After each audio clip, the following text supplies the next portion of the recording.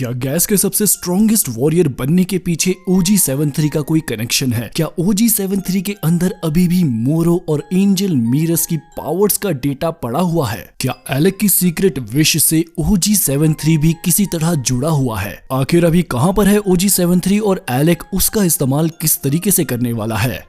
तो पिछले 9-10 चैप्टर से ड्रैगन बॉल सुपर की कहानी गोकू, वेजिटा, ग्रेनोला और हीटेड्स के इर्द गिर्द ही घूम रही है, लेकिन कुछ ऐसे प्लॉट्स हैं जिन्हें हम सब भूल रहे हैं और उनका इस कहानी में बहुत बड़ा रोल साबित हो सकता है। मैं बात कर रहा हूँ OG-73 एंड्रॉइड की, जो कि फिलहाल एलेक की कैद में है। OG-73 के पास वो सारी इंटेल है जिसके इस्तेमाल से एलेक चाहे तो शायद लॉर्ड बीरस तक के लिए भी परेशानी बन सकता है। ऐसा बहुत से फैंस का मानना है कि OG-73 के अंदर अभी भी मोरो और एंजल मीरस के पावर्स का डेटा स्टोर्ड है और ऐसा बहुत हद तक मुमकिन भी है। OG-73 को हमने लास्ट बार चैप्टर 69 में देखा था, जब एलेक उसकी मेमोरीज से मास्टर ज़्यूनो की लोकेशन का पता निकालता है, और अब चैप्टर 79 आने वाला है और OG-73 का कोई जिक्र नहीं। गोकू और वेजिटा के तो होश उड़ जाएंगे जब उन्हें पता चलेगा कि वो एंड्रॉइड अभी भी जिंदा है और एलेक की कैद में है। पिछली बार इसी OG-73 की वजह से ही मोरो इतना ज्यादा खतरनाक बना था,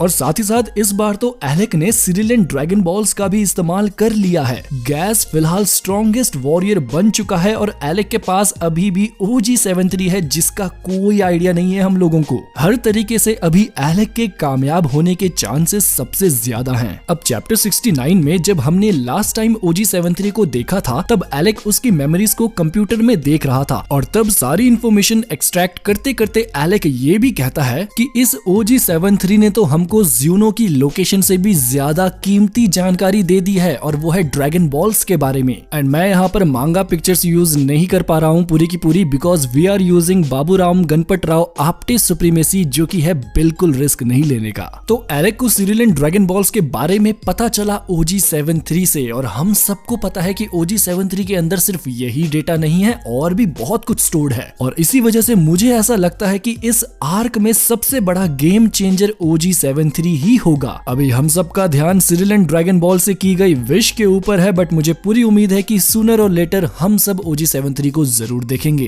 एलेक उन खिलाड़ियों में से नहीं जो कि ताकतवर बनके जीतने में बिलीव करते हैं। एलेक का सबसे स्ट्रॉन्गेस्ट हथियार है इंटेल यानी नॉलेज, और इस बात के पूरे चांसेस हैं कि अभी तक एलेक के हाथ मोरो और एंजल पावर्स का भी डेटा पहुंच चुका है। मैं नहीं जानता कि एलेक इस डेटा को कैसे यूज करेगा, लेकिन इतना मैं कंफर्म हूं कि वो यूज तो पक्का ही करेगा। एंजल पावर्स को मोरो तक भी हैंडल नहीं कर पाया था और वो बॉम्ब बनके फट गया था। याद है ना आप सबको वो गोकू का अल्ट्रा इंस्टिंक्ट सुसानो वाला फॉर्म? तो सबसे बड़ा सवाल यही है कि क्या OG-73 के अंदर अभी भी एंजल मीरस की पावर्स कॉपीड पड़ी हैं, और अगर हाँ तो क्या एलेक किसी तरह इन पावर्स को कंट्रोल करने में कामयाब हो जाएगा? और जैसा कि मैंने पहले भी कहा कि इस ग्रेनोला आर्क का सबसे बड़ा गेम चेंजर OG-73 हो सकता है, ना कि सिरिलियन ड्रैगन बॉल से की गई सीक्रेट विश। तो ये भी तो मुमकिन है दोस्तों कि एलेक की सीक्रेट विश में OG-73 का भी कोई कनेक्शन हो। क्या पता एलेक की विश हो कि OG-73 के पावर्स को गैस के अंदर डाल दो, या फिर दोनों को किसी तरह मर्ज कर दो, या फिर कुछ ऐसा कर दो वैसा कर दो। ऐसा भी तो हो सकता है ना दोस्तों कि गैस के स्ट्रॉन्गेस्ट वॉरियर बनने के पीछे कहीं ना कहीं OG-73 का भी कनेक्शन है। आपको क्या लगता है इस बारे में? मुझे कमेंट्स में जरूर बताना।